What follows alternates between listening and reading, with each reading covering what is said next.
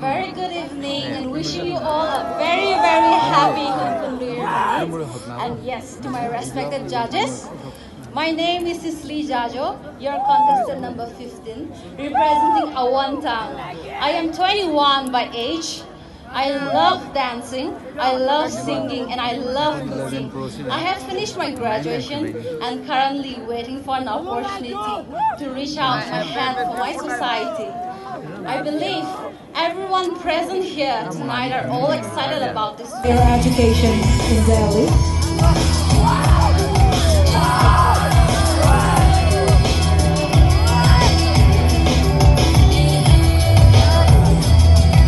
That's Yamila Shada, your contestant number 13.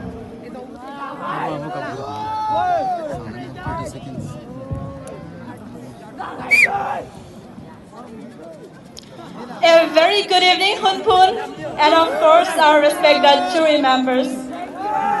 The world needs strong women who will live and build others, who will love and be loved.